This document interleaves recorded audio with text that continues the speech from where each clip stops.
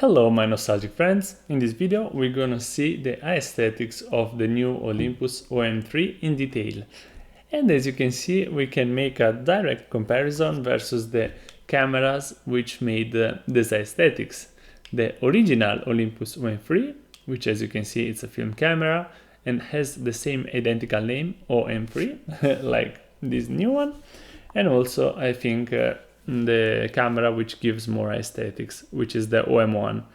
The first full frame reflex from Maitani, from Olympus, which dictates the standards of a small and compact reflex camera and also professional, because the cameras before this one was really big and heavy, and Olympus with this one starts the trend of compact cameras. Okay, and in this video we're gonna see in detail the aesthetics, which things are come from. Okay, let's start. Okay, let's start from the pentaprism, which I don't have here because we have got an electronic viewfinder, but on the OM3 the first thing that I want to show you is this. As you can see here, the point of conjunction here, we have got this space, half finger of space. I hope you can see. I will zoom. Okay, as you can see, it's pretty large here on the top, and it's similar with the original OM3, because if you have a look, as you can see, we also has half finger here. This is really similar, as you can see. But if you go on the OM1, it's more pointy, as you can see. It's a lot smaller, this connection here on the top, and this is a little bit different. But if you're gonna see the name Olympus here on this place here, as you can see, it's shorter, and it's identical with the OM system, as you can see here. Here is really identical, and we have got also the scalino. I don't know in English how to call it, but we have got this scalino right here. You can put your finger and see. It's really identical from this perspective. And the OM3 has a little bit different pentaprism, because here we need to have this window for the light to pass in the viewfinder. And as you can see, no scalino here. It's something different, but I want to show you in detail those things. Okay, let's continue with the dials. I really like the aesthetic of the dials because made from brass, they have a nice lavorazione, really good feeling, really sharp. As you can see, we have got this cut around the dial, the PASM dial, as you can see.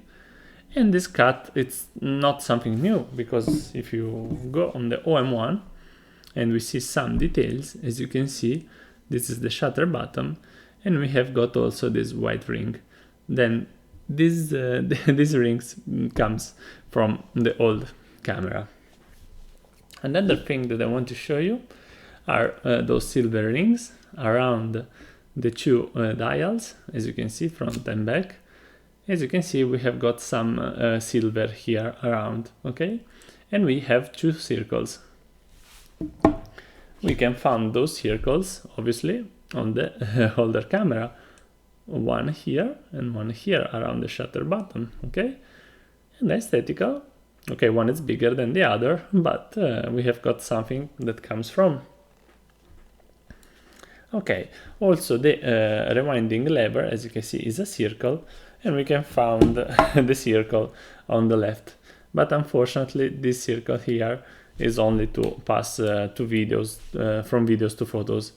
I don't find really useful. I prefer to have an ISO dial like the OM3, but nothing. We have got this dial here. And another thing that you can see is the on-off switch, okay? On-off switch, pam pam, as you can see, has this white sign right here, and is identical of the OM1. Ta-da! As you can see, white. It's really similar, okay?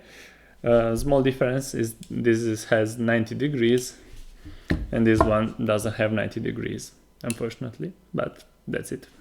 We have got the same aesthetic, a little bit different because this is higher, but anyway. So what else? We have got in the same position the PASM dial as the ISO dial here. Maybe I will show you like that. As you can see, pom pom pom pom.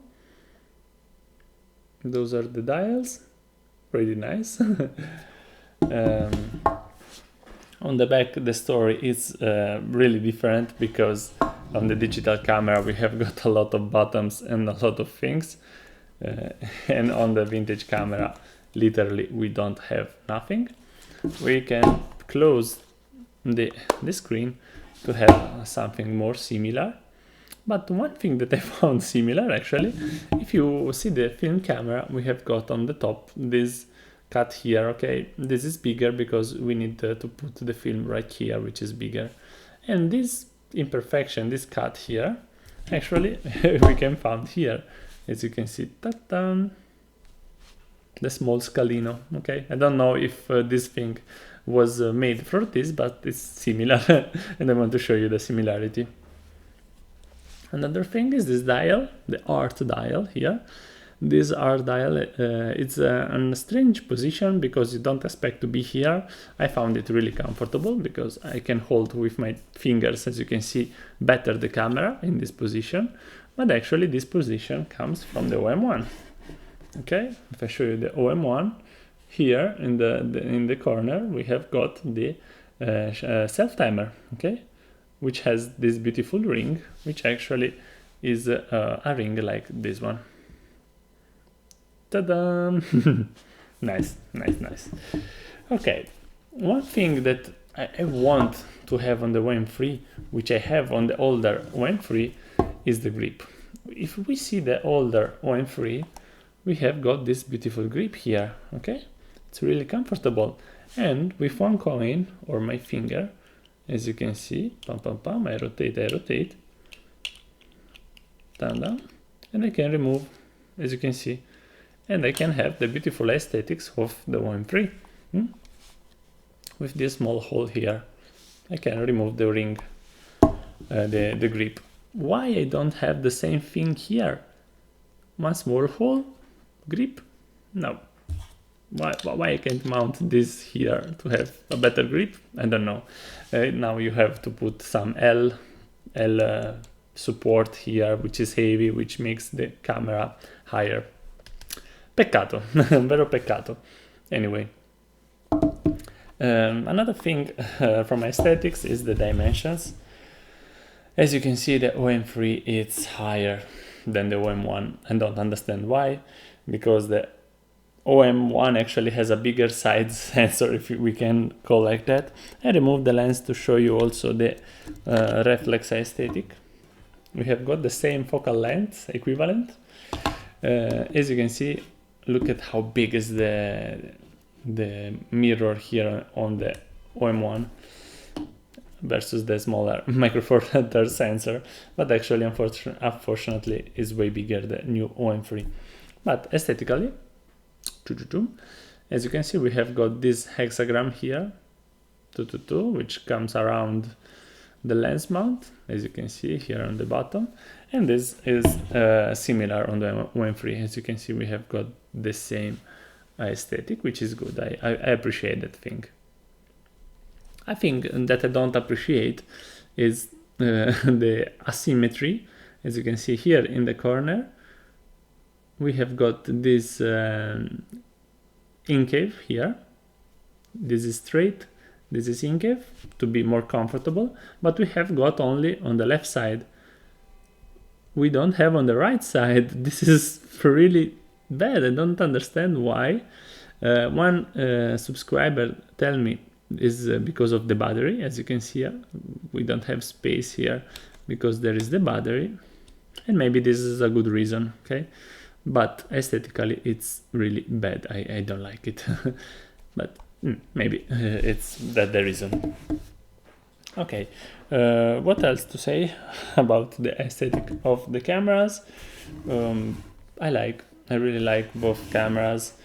In the hands feel better the OM3 because it's smaller and seems to be more compact, but actually also the OM3, it's really solid and feels to be full, okay? Feels to be really full of metal. Okay, we have got the hot shoe here on the newer OM3, which is similar to the hot shoe on the original OM3. On the OM1 we have got something different and I like. As you can see, we don't have the hot shoe, but we can mount it after, okay?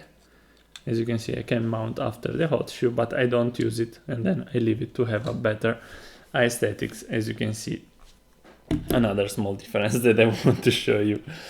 Okay, and that's it. We don't have so many dials. In fact, we don't have dials here. Dials from shutter speed, like here on the OM1.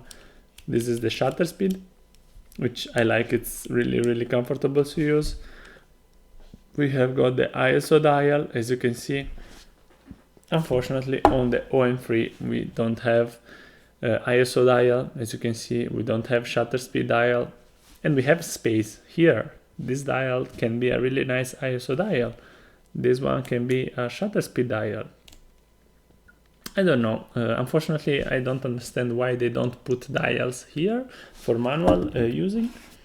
I don't know, maybe to use the camera like a modern camera, but I think I can have both words on the Nikon ZF, like these dials and also shutter speed and ISO dial.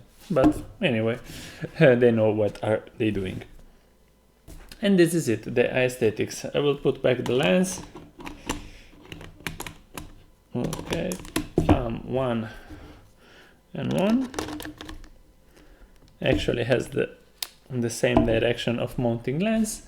This is with the 17 millimeters, as you can see, and this is the 35 millimeters f2 and f1.8. We have got similar aperture and a similar focal length. And that's it. Let me know in the comments if you like the aesthetics of this camera. Another thing that I don't show you but I want to show you is the form.